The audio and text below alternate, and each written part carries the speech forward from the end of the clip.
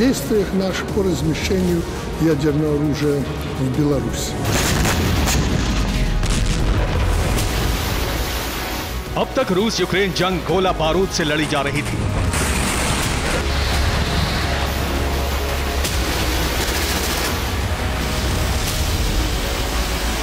अब तक battle ground में टैंक, तोपों, MLRS और मिसाइलों का इस्तेमाल हो रहा था।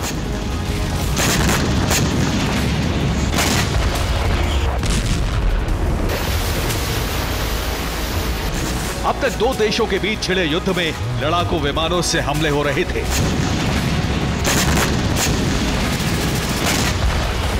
मगर अब यूक्रेन क्राइसिस पहले से ज्यादा विकराल और विनाशक हो चुकी है।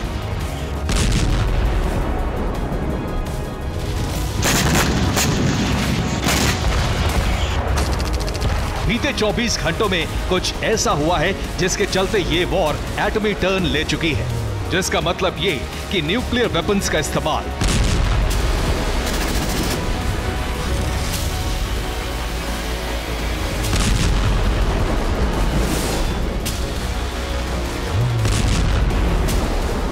अठहत्तर साल बाद फिर से परमाणु प्रहार।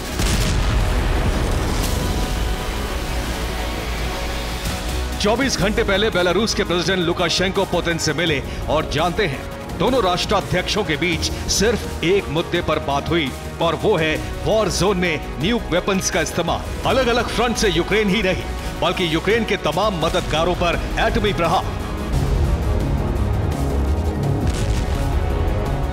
भले ही यूक्रेन वेस्ट से मिले हथियारों के दम पर जंगी मोड़ में दिखाई दे रहा हो, मगर अब यूक्रेन समेत तमाम दुश्मन देशों के खात्मे का ब्लूप्रिंट पुतिन और लुकाशेंको की जोड़ी ने तैयार कर लिया है।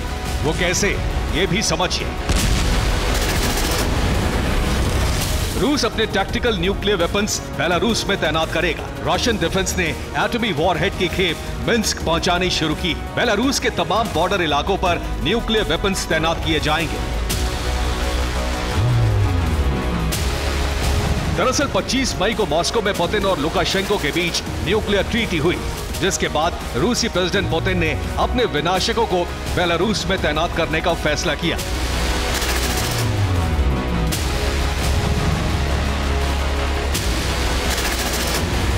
लेकिन रूस यूक्रेन जंग में एटमी कोहराम का खतरा सिर्फ रूस बेलारूस की न्यूक्लियर संधि से ही नहीं बल्कि पुतिन के एक ऐसे प्रोजेक्ट से है जिसे उन्होंने 33 साल बाद एक्टिव किया है। जानते हैं उस प्रोजेक्ट का नाम क्या है? नोवाया ज़ेमेल्या।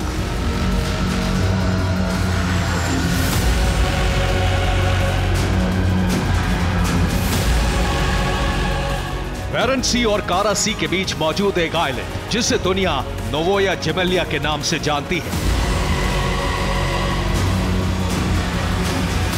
मगर हकीकत में दो समंदरों के बीच मौजूद ये इलाका पुतिन का न्यूक्लियर लैब है, क्योंकि इसी आइलैंड पर रूस अपने तमाम विनाशकों को तैयार करता है। यहीं पर सैकड़ों टन वजनी एटम बमों की टेस्टिंग होती है।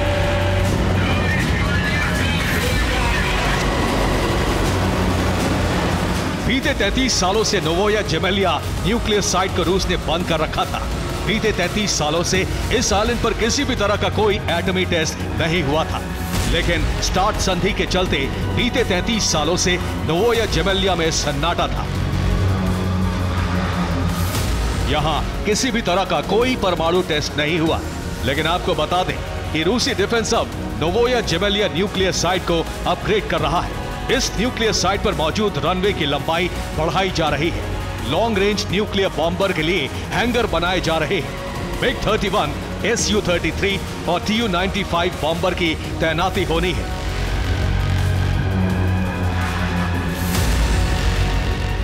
तिरासी 1000 स्क्वायर किलोमीटर में फैले नोवाया ज़ेमेल्या साइट को 50 के दशक में शुरू किया गया था।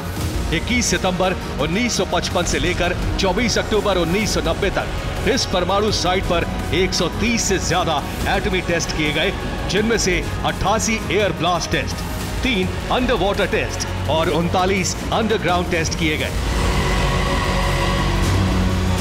आप ये जानकर हैरान रह जाएंगे कि महाबली रूस ने अपने सबसे विनाशक महाप्रलयंकारी ज़ार बम का टेस्ट भी इसी परमाणु साइट पर किया। जो कि करीब 27 मीट्रिक टन यानी 60,000 पाउंड वजनी था और उसकी ताकत 50 मेगाटन की थी।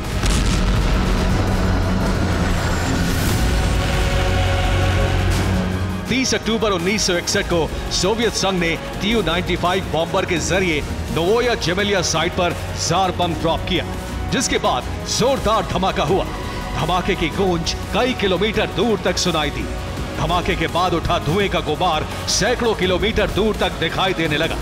ब्लास्ट इतना जोरदार था कि उस दौरान नोवोया जेमेलिया के आसपास कई किलोमीटर दूर तक 5.5 तीव्रता के भूकंप से धरती कांप उठी। 33 साल बाद फिर से पुतिन ने अपनी न्यूक्लियर वॉर लैब यानी नोवोया जेमेलिया साइट को एक्टिव किया है, तो वहीं दूसरी तरफ बेलारूस में टैक्टिकल न्यूक्लियर वेपन्स की तैनाती की है।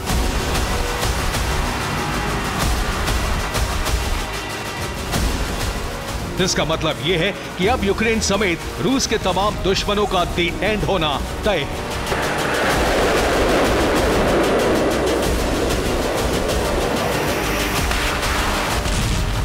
ऐसे में सवाल उठता है कि पुतिन के एटमी प्रकोप का शिकार कौन बनेगा, किस मुल्क का वजूद दुनिया के नक्शे से साफ होगा। यकीन मानिए फहरिस्त बहुत लंबी है।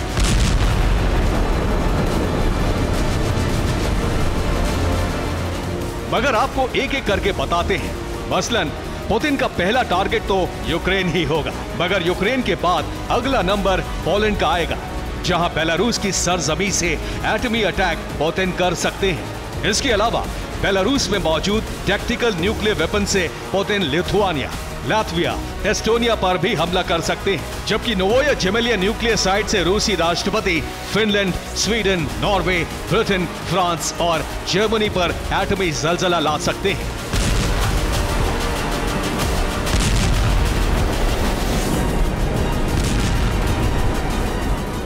पुतिन की एटमी तैयारी इस बात का साफ और सीधा संकेत है कि जल्द ही रूस यूक्रेन जंग में परमाणु बमों का इस्तेमाल होगा।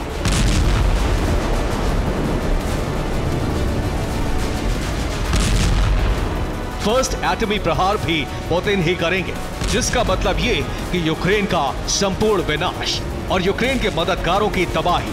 और इस मिशन पर रूस आगे भी बढ़ चुका है। यकीन ना हो तो मेदवेदेव के ताजा बयान को सुनिए।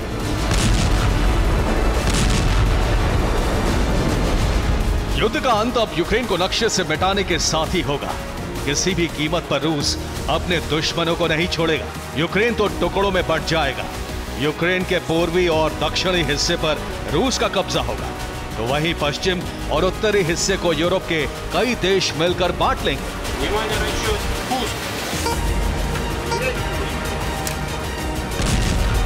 एक तरफ रूस ने एटमी वॉर का प्लान तैयार कर लिया है।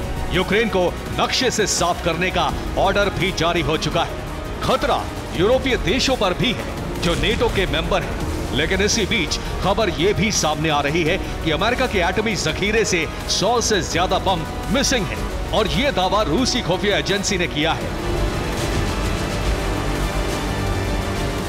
ऐसे में सवाल उठता है कि क्या सुपर पावर ने रूस बेलारूस बॉर्डर के पास अपने एटमी जखीरे को तैनात किया है, या बाल्टिक देशों को न्यूक्लियर वॉरहेड दिए हैं? क्योंकि अगर रूस ने एटमी हमला किया तो महाशक्ति अमेरिका भी न्यूक्लियर प्रहार करने से बाज नहीं आएगा, जिसका मतलब ये कि रूस यूक्रेन जंग के चलते 13,000 विनाशक एक्टिव हो चुके हैं, जिसका मतलब है दुनिया की तबाही। Bureau report, TV9 Bharatvarsh.